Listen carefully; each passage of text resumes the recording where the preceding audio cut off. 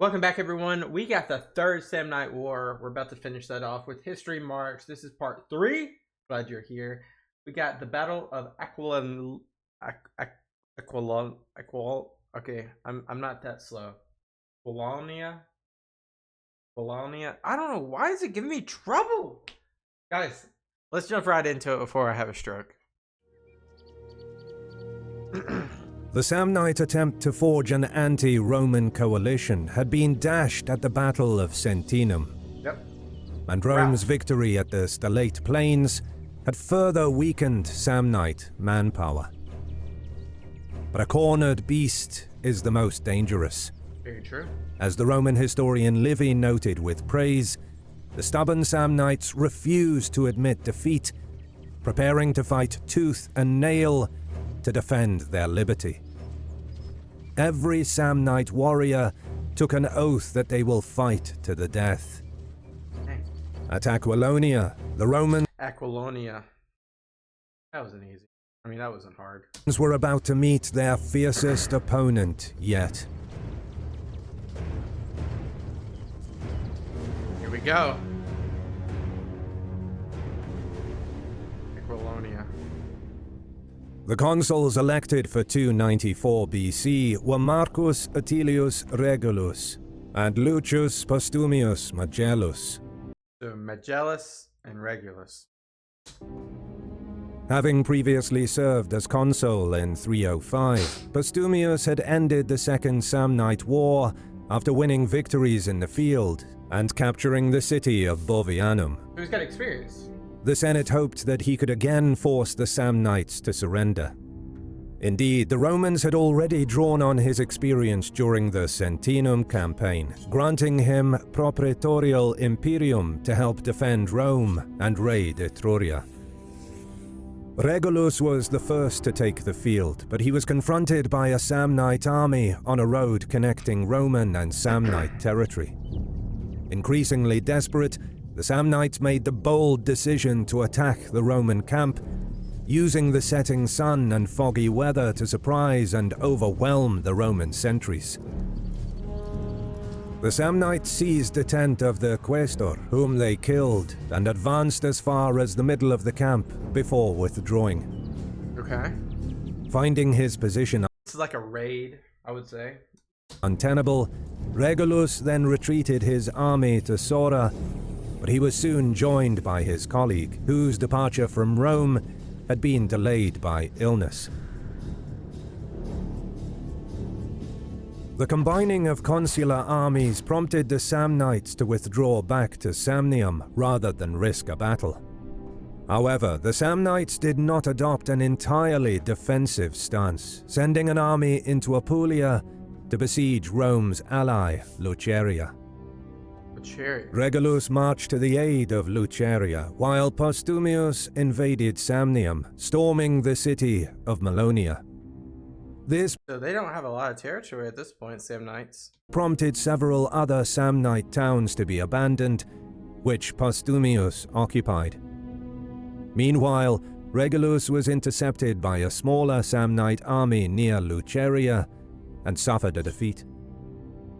The fact that the Samnites initiated and won this battle, despite their numerical inferiority, again reflected both their desperation and their ferocity.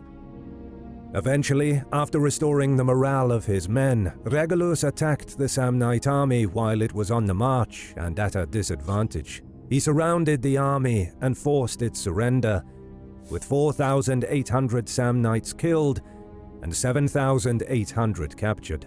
All these captured people, I wonder where they're going. They go into a specific part of Rome? Like, there's a ton that was captured at previous battle last episode and throughout a lot of these raids. So I'm just wondering, where did these guys go? They eventually get trained to join the ranks, or they just POWs, or they get executed? But 7,800 Romans had also been killed over the course of the two battles. Not good. Regulus then marched against the Volscents, perhaps seeking a softer target. While Regulus overcame the Volscents, the Samnites avoided engaging Postumius. As a result, Postumius switched theaters of war to advance against the Etruscans. It's like they're just sandwiched. They're just sandwiched between these two factions, and it's just a continuous war. Without seeking the Senate's permission, he marched into Etruria, where he won an engagement against the Volsinii and stormed the town of Rucellai. Soon after, 3 of the largest states of Etruria, the cities of Volsinii, Perusia, and Arretium, sued for peace, and after each paying an indemnity of 500,000 asses, obtained truces for 40 years. Okay. Before the end of the year, the Samnites launched another offensive, attempting to capture the Roman colony of Interamna. Failing to take it, their column was attacked and defeated by Regulus. Increasingly frustrated, the leaders of the Samnite Confederacy chose to revive an ancient custom. Holding a levy, they created a force of 16,000 men, known as the Linen Legion. This legion included Samnite nobility, as well as those distinguished for their military achievements. So older people. The priest Ovius Pacius had the warriors bound by an ancient oath that demanded that they fight to the death. One by one, the Samnite warriors entered an enclosure in the center of their camp, which was shielded from prying eyes by a linen cloth. There, each Samnite warrior approached an altar and recited the oath, which was read to them from a book made of linen. The oath imprecated a curse on the warrior, his family, and his race if he did not go into battle where the commander should lead him. That's an interesting incentive, I guess. Wrap that around the pretext of the gods. I guess that's how it worked. If he fled from battle, or if he did not at once slay anyone whom he saw fleeing. The warrior swore not to divulge what he saw or heard in the enclosure. Livy claims that those who refused the oath were slain on the spot and their life devoted to Jupiter. Their bodies were left to lie beside the altar amongst the remains of sacrificial victims, where they served as a warning. A deterrent. Forming the core of the Samnite army, the legionaries were given white armor, possibly linathorax, to distinguish themselves from their comrades. They were joined by nearly 20,000 other soldiers who, Livy reports, were not inferior as warriors. The army proceeded to invade Campania. When the Romans elected the consuls for 293 BC, they chose 2 men who had not yet held the consulship, but were of great promise. Spurius Carvilius was a talented novus homo, and Lucius Papirius Cursor was the son of his namesake father, one of the most successful generals of the Second Samnite War. Furthermore, the consuls were both assigned experienced legates. Postumius accompanied Carvilius, and Papirius was joined by Scipio Barbatus and Volumnius. We got a Scipio, Lucius, Carvilius, Papirius. Okay. Having been nicknamed the Flame and the Violent for his victories earlier in the war, Volumnius would prove a valuable advisor. Yeah, I remember Volumnius for sure, and of course Scipio. I think this is a great-grandfather to Africanus. Papirius raised a fresh army, and Carvilius took over the legions of Regulus. Advancing into Samnium, Carvilius seized the city of Amiternum, and Papirius captured the city of Duronia. The consuls killing and there's Aquilonia, the title of this video, right in the middle. Capturing thousands. The Roman invasion forced the Samnite army, including the Linen Legion, to return to the defense of their homeland. They encamped near the city of Aquilonia. Papirius marched his army to their position, and Carvilius ravaged the Atenate country before advancing on the city of Cominium. Such a harsh terrain, the Italian peninsula, guys. Sometimes forget that the Alps aren't the end-all be-all with mountains. You got the entire, I'm not sure if you guys can help me out, what is that mountain range that kind of just engulfs the Italian middle peninsula. Here he made camp outside the city, about 20 Roman miles from the camp of his colleague. What's a Roman mile? While Papirius skirmished with the Samnite force, Carvilius built siege engines. Papirius intended to offer battle on the same day as the Roman assault on Cominium. Just as Papirius was preparing for battle, he learned from a deserter that the general of the main Samnite army had dispatched 20 cohorts, about 8,000 men, to aid the garrison in Cominium. He sent a messenger to inform Carvilius, who then ordered Brutus Scaever to intercept the force with the 1st Legion and 10 auxiliary cohorts, around 8,500 men. Pretty even. However, when the Samnite detachment was only 7 Roman miles from Cominium, the Samnite general outside Aquilonia recalled them back to their camp. Yeah, they said that there's no way we're going to be able to do this and then fight Papirius the next day or whenever. As Papirius had now drawn up his army for battle. The detachment would not make it back in time for the battle.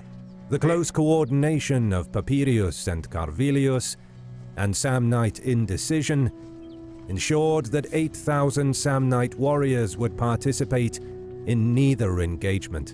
See, this is, well, that's not on behalf of the Roman wit here, but more on the problematic ruling of the Samnite legions or whatnot.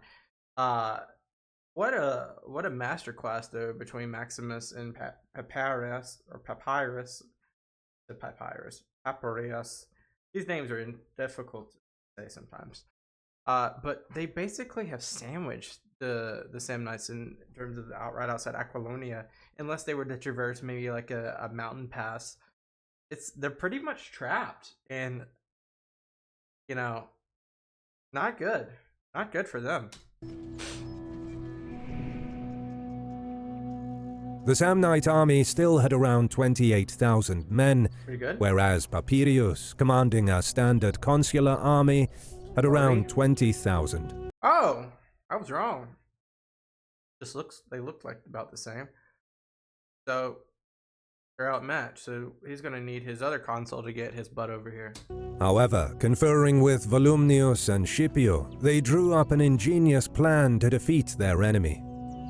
Volumnius took the position of honor, commanding the army's right wing, whereas Scipio commanded the left.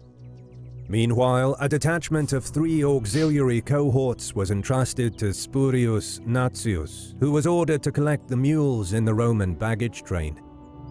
Nazius was to then lead the mules and their handlers along a circuitous route out of sight of both armies. As horns blared and warriors roared, the Roman and Samnite infantry advanced into battle. Both sides were steeled for the clash.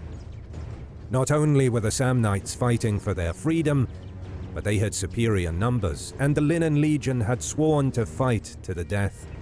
On the other hand, the Romans could take comfort in the prestige, talent, and experience of their commanders, and after multiple victories in the field, they knew that final victory was in sight.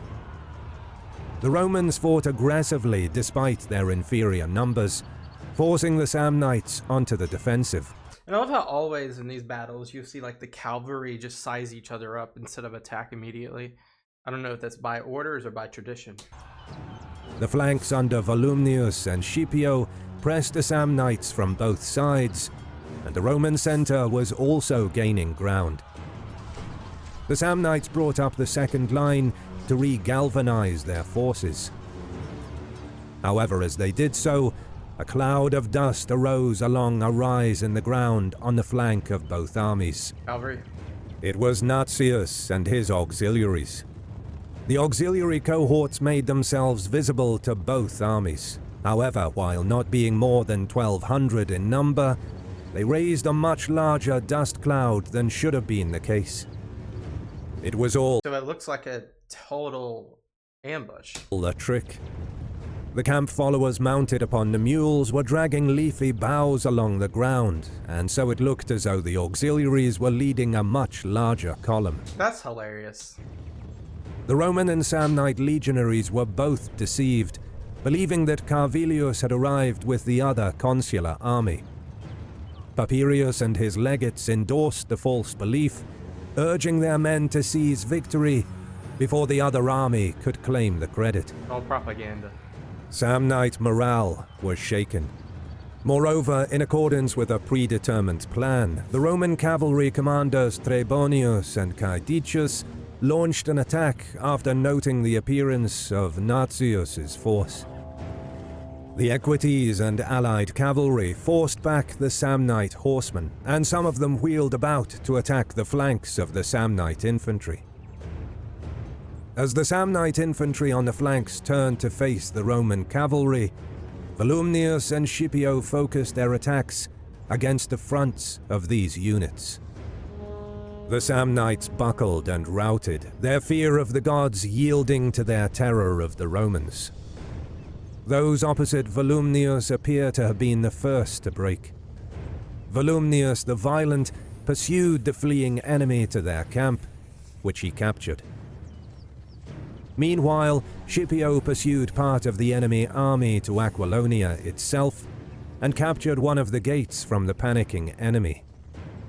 That night, the Samnites abandoned the city. So they're pretty screwed. And then what about that 8,500 men? According to Livy, more than 20,000 Samnites were killed and nearly 4,000 captured, with fewer than 4,000 escaping the battle. The Romans also captured 97 of the enemy standards. According to the later historian Orosius, the Romans killed 12,000. The modesty of the figure may render it more likely, but Orosius was more prone to mistakes. In addition to Papirius's victory, on the same day Carvilius assaulted Cominium. Good fall. Having sent nearly half his army to intercept the Samnite detachment, his remaining forces nonetheless prepared to take the city. After covering every gate to prevent the enemy from sallying out, the Romans scaled part of the walls and broke through one of the gates. The garrison retreated to the Forum to make a final stand. But after further fighting, they surrendered. Nearly 5,000 Samnites were killed, and more than 11,000 surrendered. Never had the Samnites experienced a more disastrous day of fighting. This is horrible for them. The Samnite detachment of 20 cohorts soon learned of the disaster at Aquilonia, and early the next morning they beat a hasty retreat. I figured that. I mean, but what happened to the Linens? Did they all just die or flee? Harassed by Roman cavalry, the Samnites left behind 22 more standards in their hurry to escape. The consuls made good use of their victories. Papirius marched towards Cypinum while being pursued by another Samnite force. Frequently skirmishing with this force, he defeated the Samnites in a battle outside the gates of Cypinum. Thus forcing the Samnites to submit to a siege, he stormed the city, killing 7,400 and capturing 3,000. How much is left at this point? They are just destroying them. Carvilius assaulted and captured Velia, Palumbinum, and Herculaneum.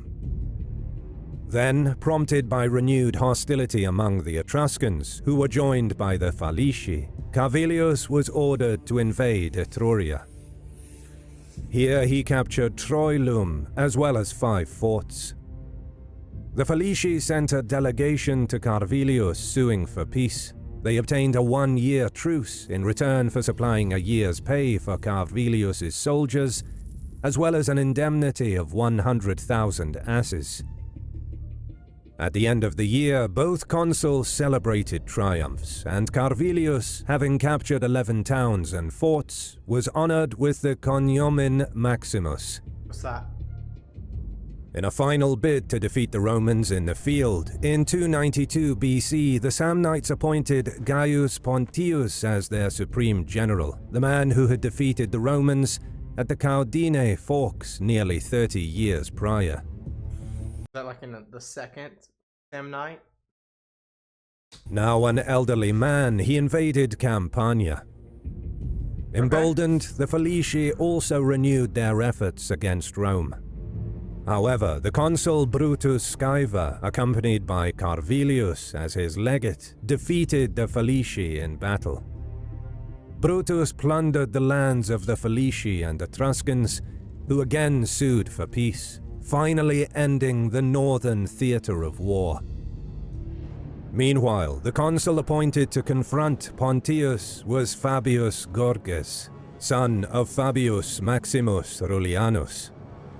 Moreover, reacting to the threat posed by the notorious Samnite, the Senate appointed... What is that under them? This Fabi. Is that like a clan?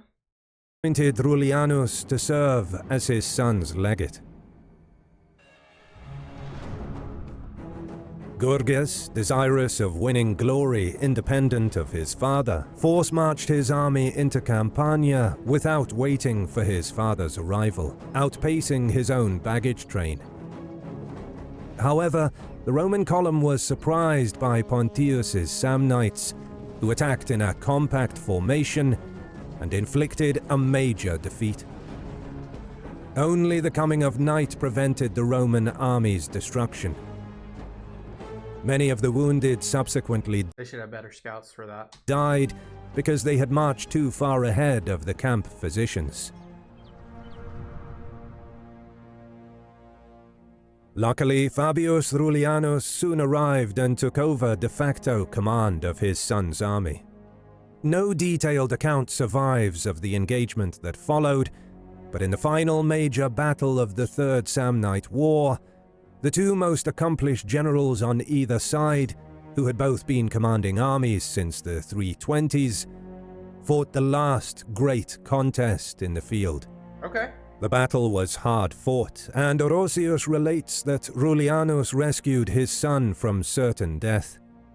In the end, the Romans defeated the Samnites, slaying around 20,000 and capturing 4,000, including Pontius himself. So is that it? Is that it? If such figures are accurate, the Romans may have surrounded the Samnite army. Pontius was beheaded during the subsequent triumph.